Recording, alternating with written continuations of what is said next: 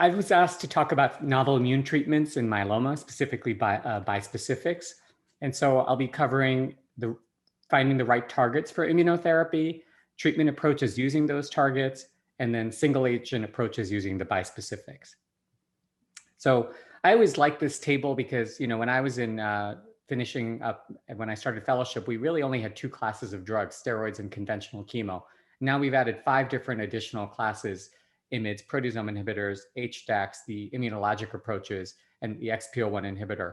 And briefly in our session today, I'll be covering this immune category. And if you notice, all of these 4 drugs, daratumumab, isatuximab, elotuzumab, and belantamab, they all end in an MAB. And that means they are monoclonal antibodies. And I don't think we give enough credit to myeloma as a field and the disease for actually helping not just myeloma, but other conditions, because monoclonal antibodies actually would not have been possible without myeloma cells. It was actually the 1984 Nobel Prize. And what they did is they took a mouse and stimulated it with an antigen, and they took the spleen cells and fused them with myeloma cells.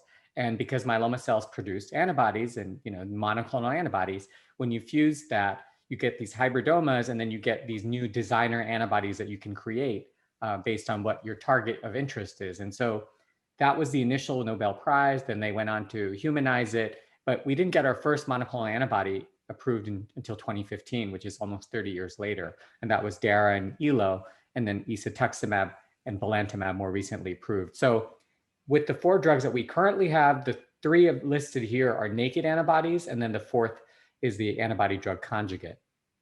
So talking a little bit about the importance of target, what is the right target for immunotherapy? And I think the first thing is that we want to try to minimize off-target issues, right? So finding a protein that's ideally expressed on myeloma, but not on other cells. And so this is a very busy slide, and I don't think we're going to go through all of this, but the point is you could target proteins that are expressed on the NK cell, natural killer cells, and so elotuzumab actually activates that.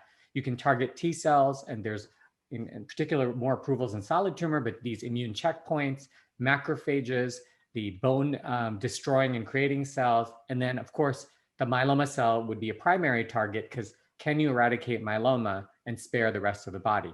And some of the exciting targets that are being looked at are BCMA, which we'll talk about, GPRC5D, FCRH5, and of course you all, I'm sure have heard of daratumumab and isatuximab, which is CD38.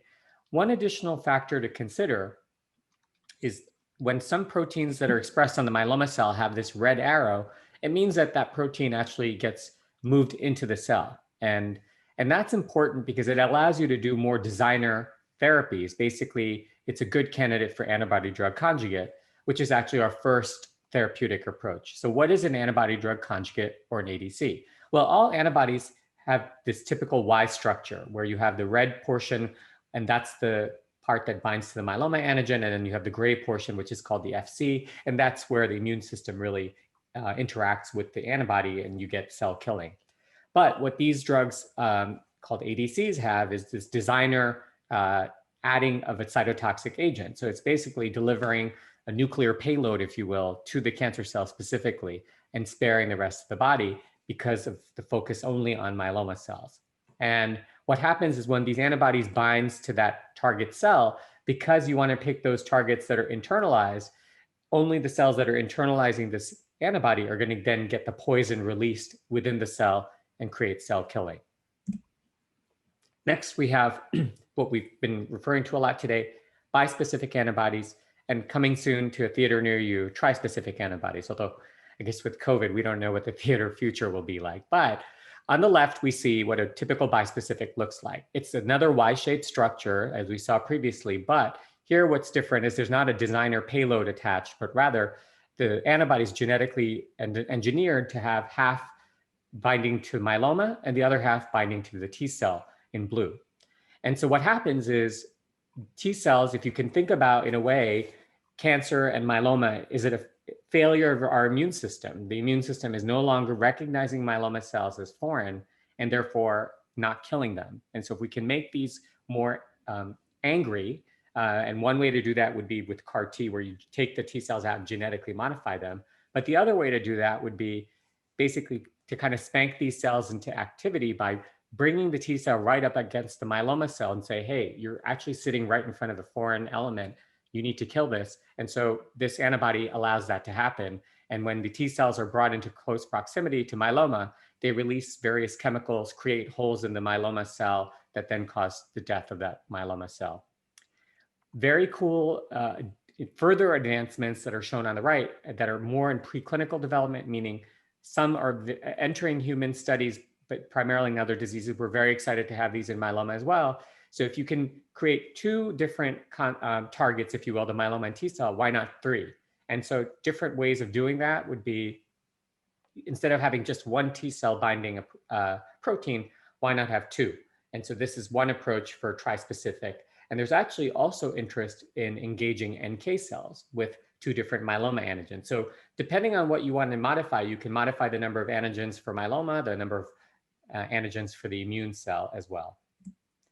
And the fourth kind of very also relatively early in development is called a Darpin. And you may not have heard about this, but it stands for Designed Ankyrin Repeat Proteins. And so this is another genetically engineered antibody mimetic protein. So they're very small molecules. You see that they don't have that Y-shaped structure. When a protein is very small, it can be cleared through the circulation and end up not staying in the body very long. So to increase the duration or half-life, you can add these stabilizers at the end. So for example, albumin, which is a very common protein, if you attach that to the end, this protein is going to hang around longer. But the warhead of this is, again, the myeloma antigens. And you can, one of the cool things about this is because you're making this whole structure from scratch, you can mix and match, and you can take one myeloma antigen, put it with another myeloma antigen, and then add your stabilizers. And this has actually already entered clinical trials. There's one called MP0250. These multiple antigens confer specificity to the targets, and you can block multiple pathways. And so MP0250 has been tested in myeloma, and the proteins of interest there that they use are VEGF, vascular endothelial growth factor, and hepatocyte growth factor. And so they did some combination studies with bortezomib. But with that introduction to the bispecifics, I want to move to more of the clinical data and some really exciting updates from ASH. And so when we look at 2020 and zoom in on the drugs in red, and I heard in the Q&A session there was discussion about these, triple class refractory, penta-refractory. So triple class refractory would mean IMiDs, proteasome inhibitors, and the immunologic approaches. And the drugs that are comprising penta would be len, pom, bortezomib, carfilzomib, and dara. And what's kind of interesting about US is we have a unique approval strategy, which is called accelerated approval.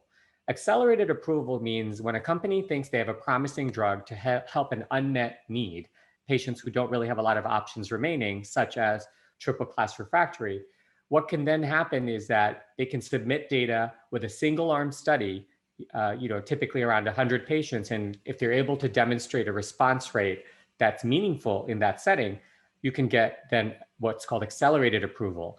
This pathway is not available in many parts of the world. And in, for example, many European countries, they want those randomized phase 3 studies. So for example, with the COVID vaccines, you've all heard about the vaccine versus placebo. In oncology, we don't usually do placebo because that would be unethical, but you might do 2 drugs versus 3 drugs, or new drug versus old drug, something like that. And what's unique about this, and the reason I'm mentioning this in detail, is I want to give you some context of why the bispecifics are so exciting.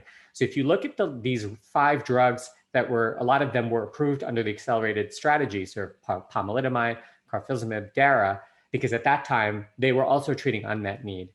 They typically demonstrate a response rate of 20 to 30% and a duration of remission, or PFS, of 3 to 4 months. And while that might seem modest, remember who the patients we're talking about. These are patients who've exhausted all therapies. And so keep these numbers in mind, 20 to 30% and 3 to 4 months, but recognize that a lot of the patients we're going to be talking about have already had all of these drugs, including the triple class refractory, penta-refractory. So now let's delve a little bit deeper into some specific targets. The B cell maturation antigen, or BCMA, you heard about with CAR T as well. What is this? This is a protein that's expressed primarily on mature B cells, including plasma cell. Here you can see a B cell starts out of the marrow, it goes into the spleen and then lymph node and then in the blood. And you can see its expression is primarily restricted to the late cells. So it's not all B cells. And it's also really not expressed on many other tissues. So again, this meets that criteria for a good target. Now, this is an extremely busy slide, but we have this expression in medicine to be fair and balanced. And it's because I was asked to pick 3 abstracts, but I cheated a little bit because I'm going to consider this all one abstract in the sense that these are all BCMA targets. And the way I would explain this is we have first at the top the different companies. So you have the Amgen 420, and the reason it's kind of grayed out a little bit, if I had made an analogy, this would be like the 8-track cassette players. That's old school. This was a very small molecule and had to be given continuously. So it's no longer moving forward in development. Instead, we have the bigger Y-shaped antibody structures that we saw. And so we have really 6 companies that either at previous meetings or at ASH have presented updated data. And so that they're all, though, the equivalent would be digital downloads. So there's not really one is not a cassette player and a CD player and a download. They're all very good drugs. And I think we'll see what happens, and we'll get to that in a second. But you have Amgen, Celgene, Pfizer, Regeneron, Janssen, and Teneo Biotech. And so some of the differences that you can see are how frequently they're given and the route of administration. Many are given weekly. Teneo is every 3 weeks. Many are given intravenously, but some of them, Pfizer and Janssen, are given subcutaneously. The numbers are small, and you heard some questions about comparisons with CAR-T. Some of these studies only have 18 patients, so we really don't want to overstate and make big picture statements, and definitely would hesitate doing cross-study comparisons when the numbers are so small. Patients are heavily treated, 5 to 7 lines of therapy. You can see that triple class refractory, which I alluded to, again, differed across the study. It could be 70 to 90% here. Some studies also allowed prior BCMA therapy, so that's kind of going to also an important thing to look at. And remembering that these are phase 1 studies. So a lot of these phase 1s mean we don't even know what the right dose is. You start at a low dose and you keep escalating and escalating. And so it's not fair, for example, to take 18 patients and say, what happened to those patients that might have gotten very, very low doses that you didn't necessarily expect to be active. But when you pull out what we think are the active drugs and active doses of the various compounds, you can see the response rates are very impressive, 50 to 80%. This one a little bit, 36%. But I think there's, again, I don't think we should zoom in too much on the cross-study differences, but keeping in mind that what we were expecting was 20 to 30%, and we're here seeing as high as 80% in patients who've already failed a lot of the drugs that we've had. That's a really impressive outcome. And I think this is why these compounds are generating so much excitement and interest. Now, obviously, again, we don't have a lot of mature data, but we do see patients with ongoing responses more than 4 months, and in some studies up to 21 months. So it does seem like the responses are durable. And I can see from my personal experience, I've been very impressed by the durability. I think if patients respond, it's really encouraging.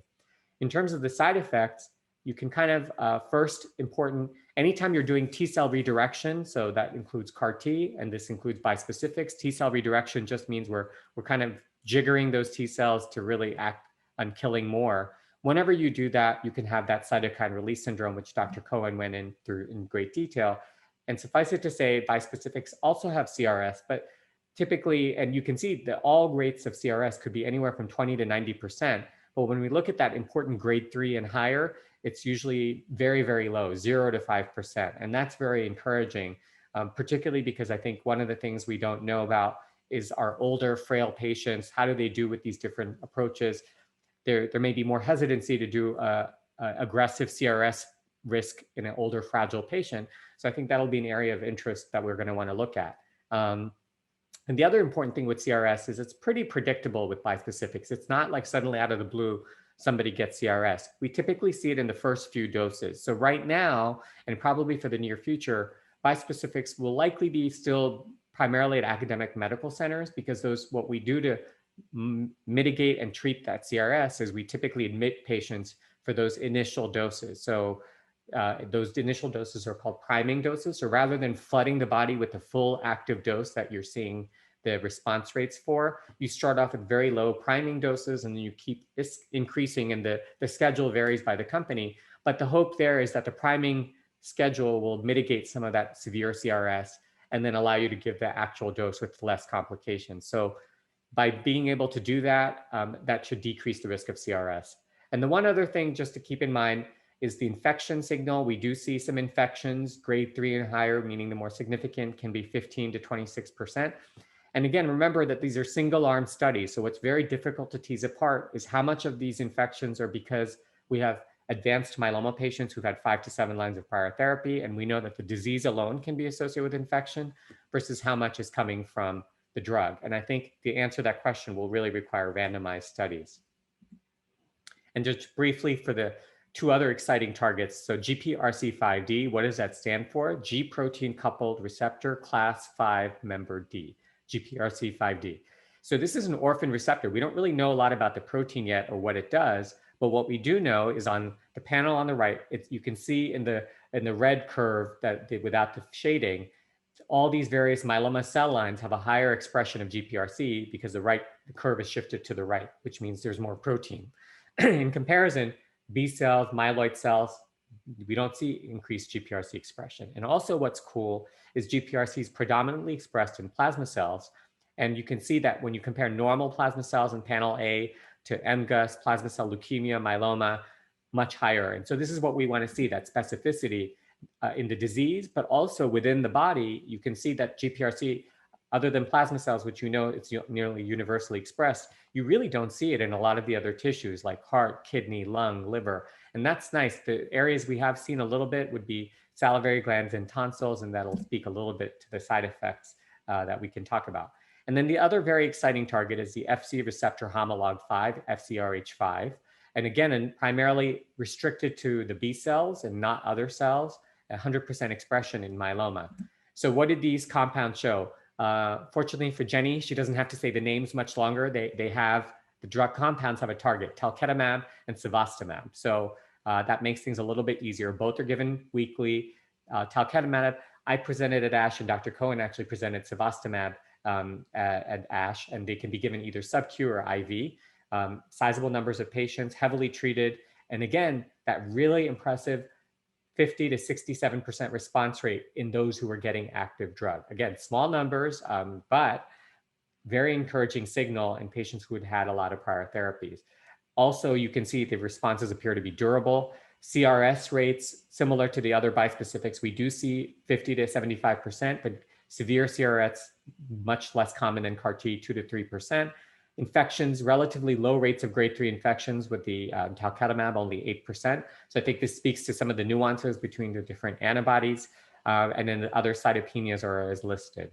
No deaths from the treatment, which is also very important. So in conclusion, the monoclonal antibodies that we've used for the treatment of not only myeloma, but all human diseases would actually not have been possible without myeloma cells. The ideal immunotherapy target is expressed on myeloma, but not on other tissues. And these antibodies can be either naked, have a toxin attached, have 2 or 3 targets, and also be genetically engineered to be very small. But what's really exciting, and about this year's ASH in particular, in fact, the GPRC construct was selected in addition to the CAR-T, CARTITUDE-1 study, were both selected as amongst the best in ASH abstracts because of how innovative and different these are for patients in terms of potential benefit. But as single agents in advanced myeloma, bispecifics targeting BCMA, GPRC5D, and FcRH5 are demonstrating unprecedented response rates. So clearly there's great interest in moving this earlier, because if patients' T cells are more fit and they haven't been as potentially beaten up by additional chemos, might we get better outcomes? And also, of course, combination strategies. Can we see a future where you don't even need to give any of the other drugs on that table? Can you just give dual antibodies and not have to do any chemotherapy? And I think those are really exciting thoughts. And finally, I think it's always important to close anything we do in myeloma with acknowledgements.